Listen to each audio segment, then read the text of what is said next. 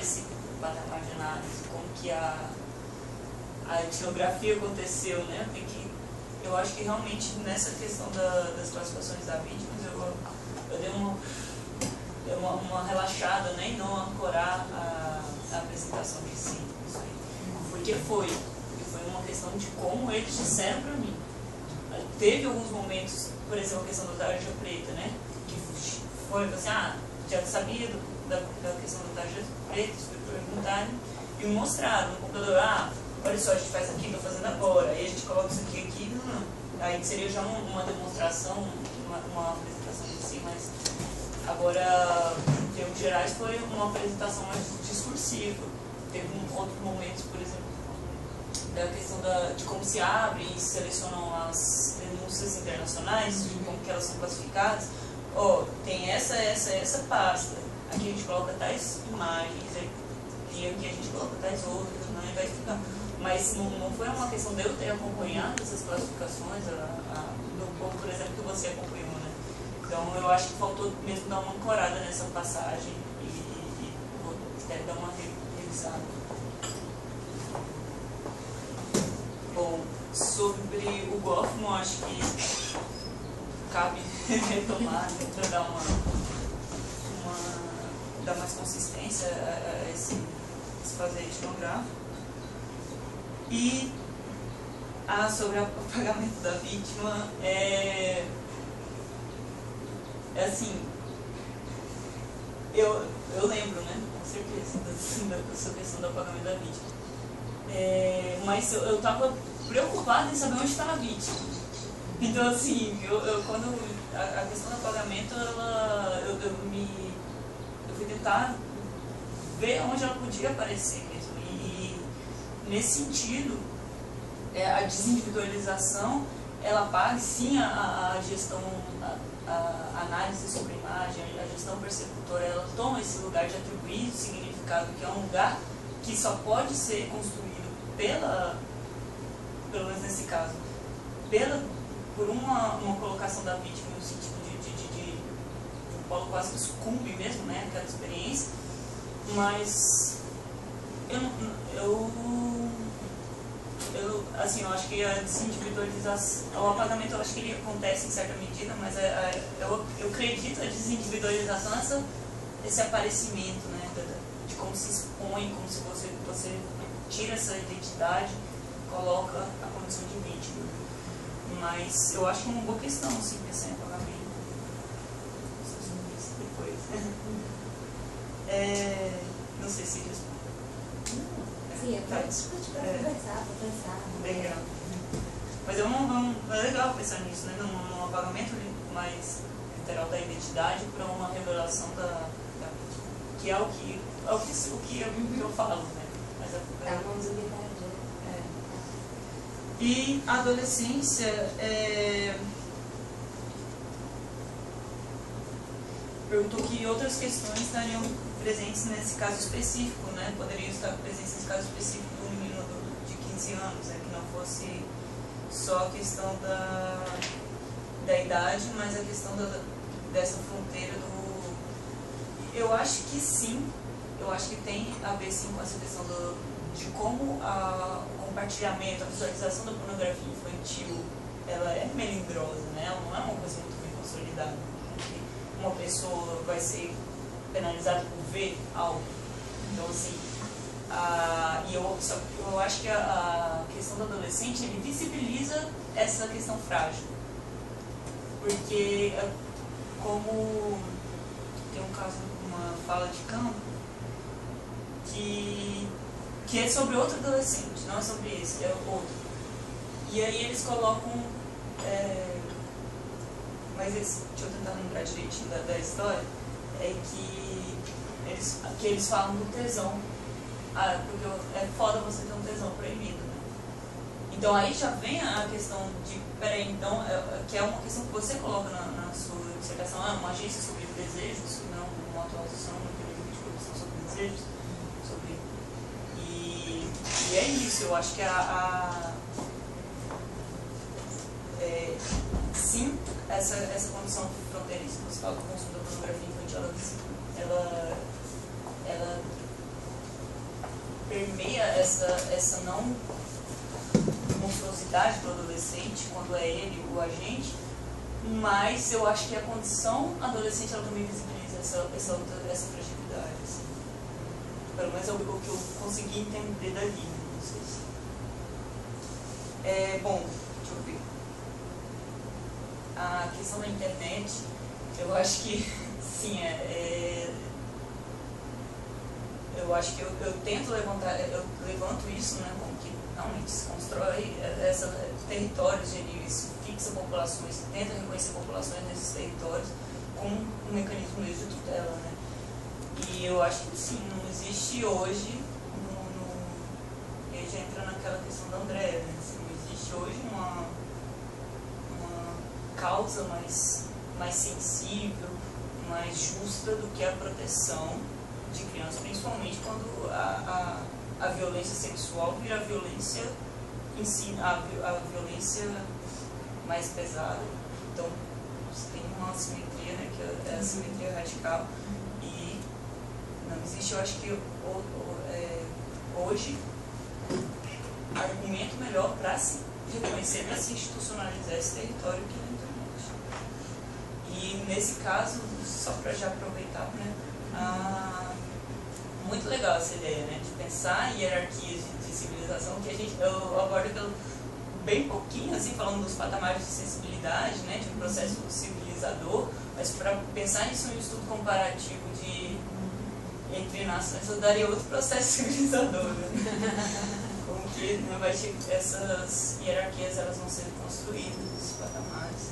E só para aproveitar que você tinha falado dessas ilhas, eu não sabia, né? Mas no Brasil, legal assim pensar sobre isso.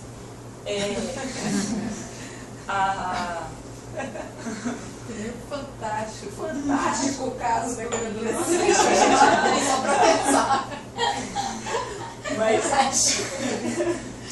porque às vezes a gente acaba naturalizando também, assim, eu falo por um processo que a gente tem de criminalização das violências domésticas, né? E a gente acaba naturalizando aquela questão do radar, a questão das casas-abrigo mesmo, que parece algo assim extremamente justo, né, o cúmulo da proteção, né, e da acolhida à mulher, que na verdade, se a gente for radicalizar um pouquinho a perspectiva, a gente está construindo ilhas para pessoas, para cuidar de pessoas que não estariam numa relação ideal de família, muita coisa para pensar nesse sentido. Bom, essa questão que eu coloco no final é a que me martela, né? Mas eu acho que ela não é resolvível assim tão fácil. Eu acho que também teria que ter muita coragem, expor muito para tentar entender melhor, algumas debruçar sobre isso, mas sim, eu acho que o que eu estou falando é disso mesmo, quando eu faço essa pergunta, de efeitos disciplinares sobre corpos, sobre desejos, é isso, não tem. Qual o lugar da criança nesses mecanismos de sensibilidades acerca dos perigos do desejo do outro. E, bom, obrigada pelo vigília. Bom, então, assim, tem uma... Quando você falou também, de uma forma respeitosa de lidar com o campo, também acho que tem isso muito de você entender também como que é a linguagem deles ali, né? Quais são também alguns limites deles e preocupações mais sensíveis. Então, eu acho que eu peguei também essa perspectiva muito do grupo, que é de admirar o lugar dos analistas, de entendê-los como figuras morais, né? Então, eu acho que nesse sentido, minha leitura e meu tom também tem uma relação com essa vivência lá.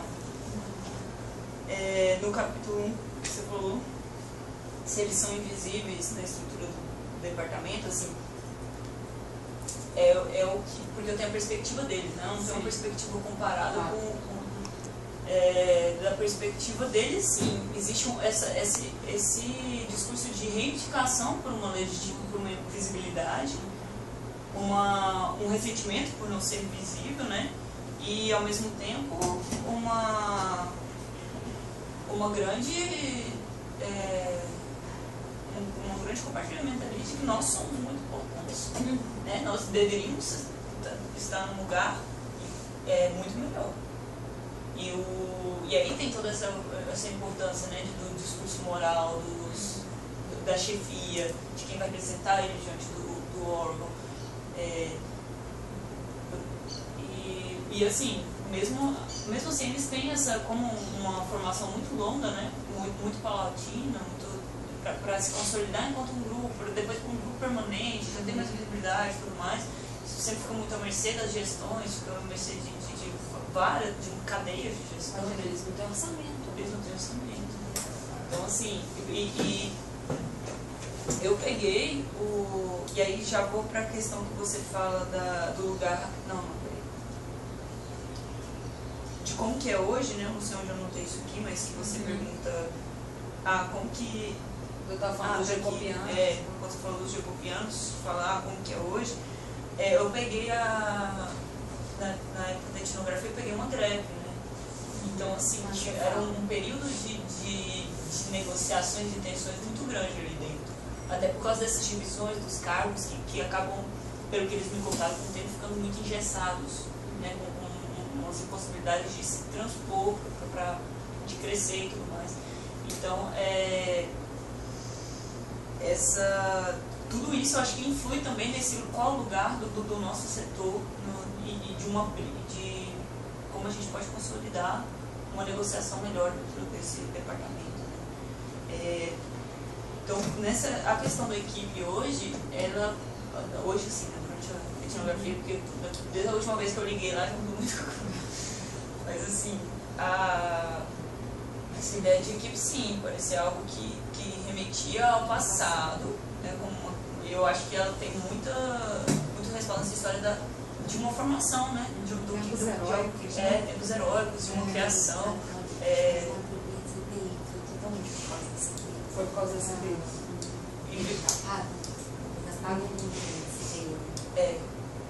E aí eu acho que me lembrou muito essa questão da antropologia do mito originário, né, dessa conceiteira. Mas assim, tinha essas posições de referência mais marcadas, né? Qual é o agente que vai lidar com tal coisa, qual a relação que a gente tem entre a gente, de amizade, ou de quem aqui tem um compromisso mesmo com a causa, quem está interessado em outras coisas. Então, assim, existia ali ainda uma questão de quem é equipe e quem não é aqui dentro, né? Mas não era assim, o Jacob é uma equipe mais. E, bom, sobre a análise do caso, realmente, assim, é tudo que eu queria. Tudo que eu queria. Mas, eu lembro até nos projetos, né? Assim, vou analisar um caso. Primeiras anotações. Mas sim, eu acho que a ideia é muito boa de tentar fazer aquilo que eu fiz com outras questões, né? A partir do que eles me disseram, construir uma ideia de um caso, né? Do começo ao fim, entender como que se dá essas pessoas, assim, seria muito bom.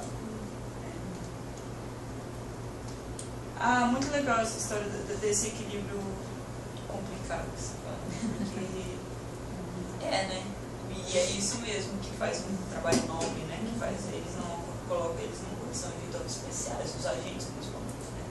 Qual é você lidar com algo perigoso, você tem um dever de você, aquilo lá é perigoso, mas não pode ser perigoso para você, ao mesmo tempo te provoca sensibilidades de outra ordem e você não pode ser afetado durante. Mas assim, existem também, eu acho que isso poderia ser levado a fundo com outros dados de campo, assim, porque eu trato isso de uma forma, mas existem mais se eu fosse levar essa questão mais a fundo, se fosse para debruçar, existem sensibilidades diferentes, né? Como que cada um lida com isso. E aí poderia ser trazido Mas em várias formas.